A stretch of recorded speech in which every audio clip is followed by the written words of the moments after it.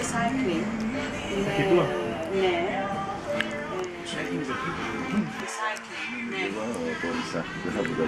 Ναι, είπα να βάλω κάτι διαφορετικό να μην σας πω για πωλήσεις.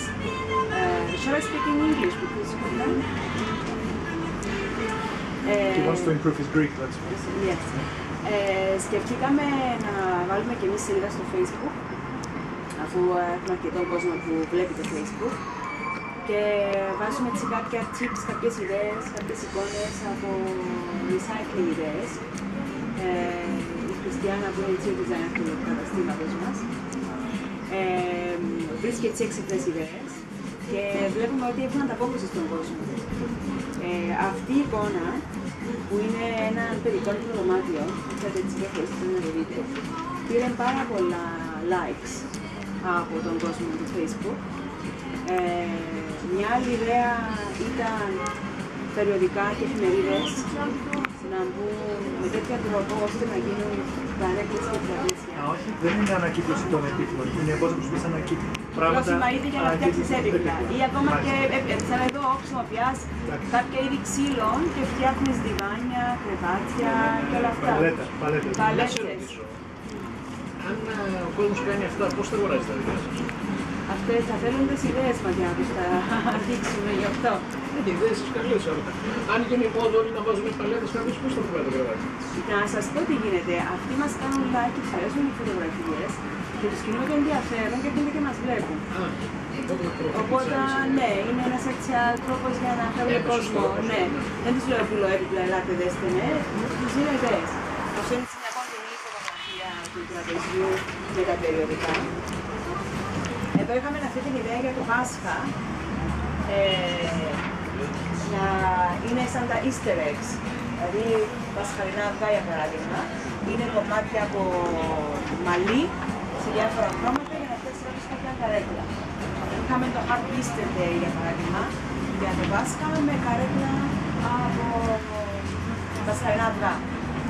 Μια άλλη ιδέα που άρεσε πάρα πολύ ήταν αυτή, το καροτσάκι του σούπερ μάρκετ, να μετατραπεί σε καρέκλα. Και άρεσε η ιδέα, ναι, γιατί ήταν πολύ πρωτότυπο, δηλαδή βγάζεις τα πόδια από κάτω, τα αλλάζεις λίγο και γίνεται καρέκλα. Που είναι έτσι κάποιον design που κάποιος δεν το σκέφτεται για τον χώρο. Οπότε ασκούμε αυτόν τον τρόπο. Κάποιο άλλο ήταν να πιάσουμε χαρτιά και να γίνει πολυθρόνα. Αυτόν τον τρόπο. Ναι, είναι χαρτιά, εφημερίδες, περιοδικά και δίνεστα για να φτιάξεις ένα πολυθρόνα. Bothering you if I open the air condition? Not just yet, if you don't mind. Το άλλο όμως σκεφτήκαμε είναι κάποια πουτσικαριές. Anyway, the air is going up. Okay. Τα πανιούδια που θα είμαστε μικροί. Because the air is going up. No, it's the noise I'm worried about. We've seen up. It's too loud. Οπότε αν οτιδήποτε έχει οτιδήποτε στο σπίτι του μπορεί να αντρέψει σε κάτι που χρησιμοποιείται και για έπιπλο. Τούτο άρεσε πάρα πολύ, σαν βιβλιοθήκη, διάφορα κομμάτια ξύλου, να μπουν στον τοίχο, διάφορους τρόπους. Αυτά τα κάναμε θυμητές. Ναι. Και με σκηνιά τα κρυφούσαν. Οπότε διάφορες έξυπνες ιδέες που ο κόσμος δεν το σκέφτεται. Μια άλλη ιδέα που άρεσε πάρα πολύ ήταν οι βαλίτσες.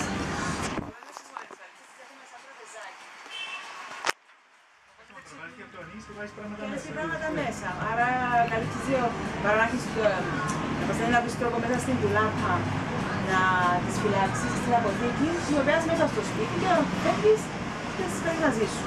Μια άλλη ιδέα πάλι ήταν τα βιβλία να γίνουν γλάστρες. Αυτό δεν θα... βιβλίο γλάστρα, δεν θα... Τούτο, είναι φυσικά που το κανόνισε, βρίσκει τρόπο και κάνουν το μέσα. Πλαστικό.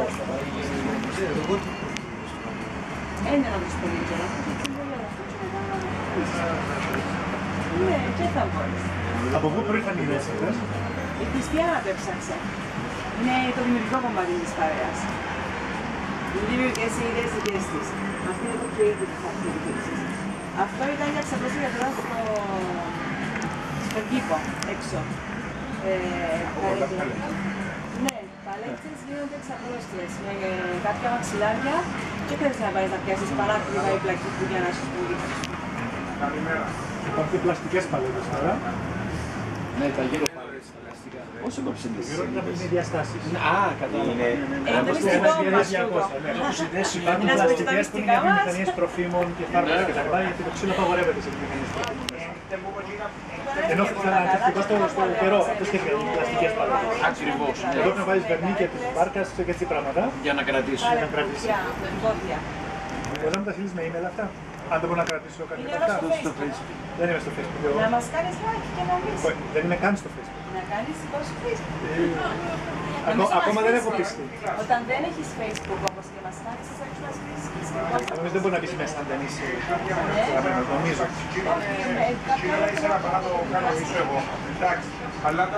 Να το πείσουμε και την Χριστιανά.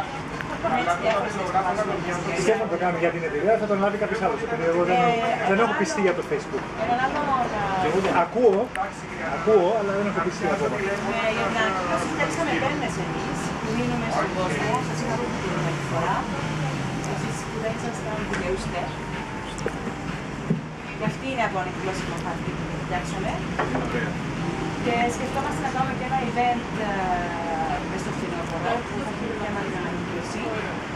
Και αυτό είναι στα σκαλιά, θα είμαστε 100 ενήμερους που θα γίνει.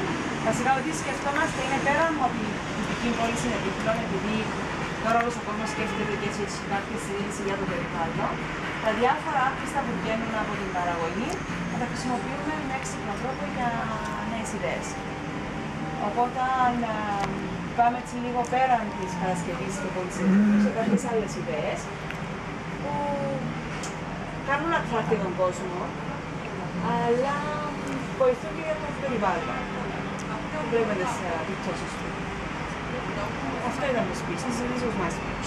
Am I on time? You've got 3 minutes left. 3 minutes left. Ερωτήσεις, θέλετε να πείτε κάτι, κάποιο comment, κάποιο σχόλιο. Υπάρχουν και οργανισμοί σχετικά με την ανακοίνωση, πράσινη ανακοίνωση. Οπότε μπορείτε να μπείτε εκεί γιατί και τα έπιπλα ενοχοποιούνται για τα δέντρα και τα λοιπά. Οπότε μπορείτε να μπείτε εκεί για να δείξετε υποτίθεται στην πραγματικότητα και το προφίλ σας, το πράσινο και τα λοιπά, την πράσινη ανάπτυξη. Ναι, γιατί το έχουμε στην έννοια μας, δεν είναι ότι το κάνουμε απλώς για marketing αυτό. Δηλαδή, το σκεφτόμαστε. Προσωπικά δεν με ενδιαφέρει, δεν το εξετάζω έτσι, αν είναι για marketing ή αν όντως το είναι.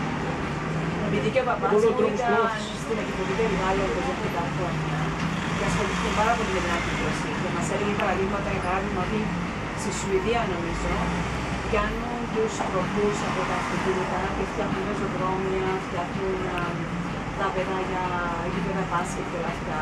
Και έτσι το έχουμε μέσα στην αφροδία μας σαν οικογένεια την ανακύκλωση και ξέρουμε ότι και στοιχίζει να πετάς πράγματα έτσι κι αλλιώς. Οπότε αν μπορείς να χρησιμοποιήσεις με εύσημα τρόπο να φτιάξεις κάτι άλλο, γιατί όχι. Οπότε είναι και αυτό μέσα σε ένα από τα σχέδια μας να πάρουμε κάτι που έτσι πιο έντονα πάθει την ανακύκλωση. Και το γενικό καλό, όχι για καθαρά marketing λόγους.